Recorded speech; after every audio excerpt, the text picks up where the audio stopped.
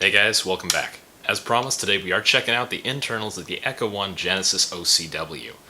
This is a ready-to-go gun out of the box. Comes with battery, charger, high-cap mag, everything but your BBs and eyewear and whatever else you really want to wear.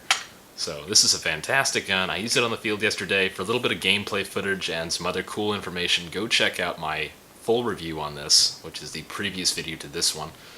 And you'll get a lot more info, but this episode we're just checking out the internals. So it's the gearbox, the motor, the hop up, the barrel. So let's dive right into it.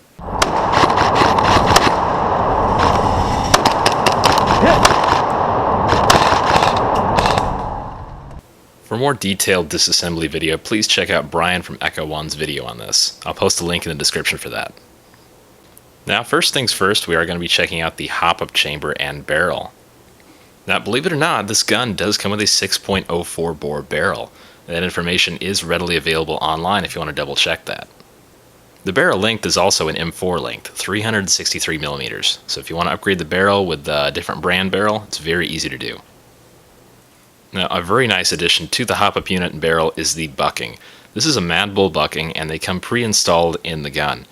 You get pretty good accuracy and groupings out of these, so I'm very pleased with them. Please note the gun is wired to the top, so batteries will have to be a stick or very small LiPo. The gun is set up in such a way that you can wire the gun to the included crane stock if you want for better battery space. The crane stock can accommodate a myriad of nunchuck style and butterfly type batteries. Now on to the heart of the gun, the gearbox and motor. Now something I really like about AKs is that the motor cage is completely attached to the gearbox. It's very easy to adjust the motor height, whether your piston, spring, assembly, all that is in there or not. So it just makes things 10 times easier. The motor itself has Echo One stickers on both sides, and it has a decent amount of torque. It's really nice. The spring there's about an M120 from what I've read online, and it looks like this can pull it pretty well. Now please note the pinion on this guy is actually an O-hole, not a D-hole like other similar guns.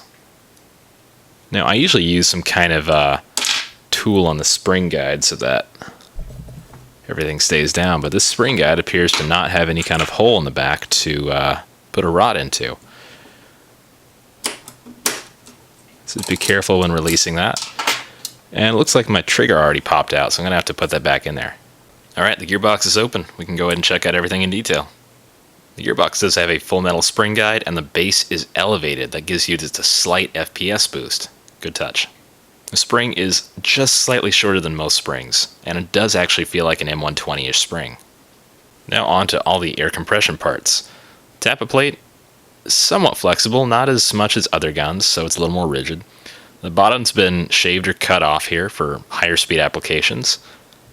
It's a little off, so it looks like it was hand cut probably. The air seal is really good.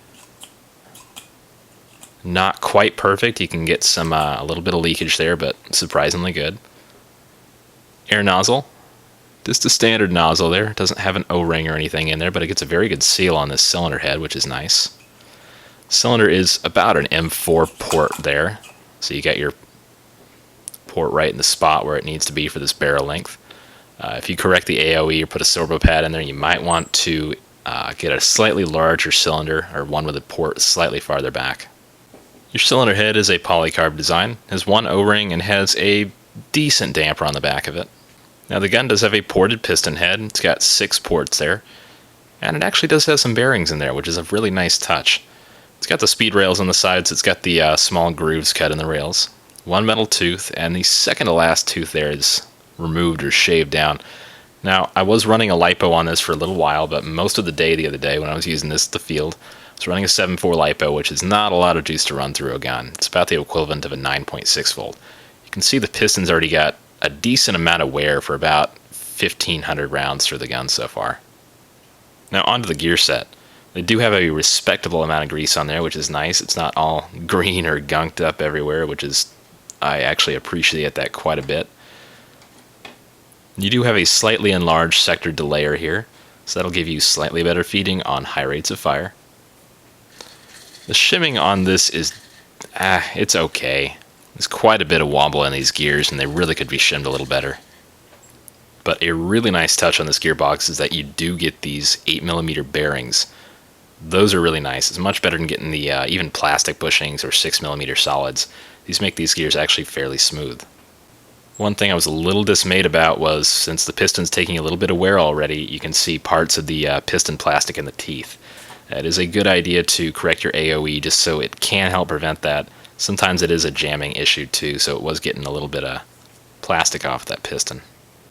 The trigger contacts look decent, but I feel that they could be corrected just a little bit to give you better engagement running a LiPo. These seem like they will last a little while running a LiPo without a problem.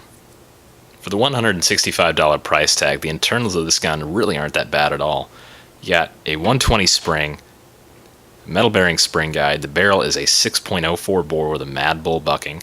Your piston's already second to last tooth shaved, you got the speed rails, those are good parts right there. Bearing piston head, a pretty decent cylinder with a really good air seal, medium torque motor, and some pretty strong gears. It's really hard to go wrong with this gun. True, it can use a little bit of tuning, but it's really not that big of a deal. This is a good deal for the price. Thanks for watching, guys. I'm Prodigy from Kilo 23. This is the Echo 1 Genesis OCW internals. Take it easy.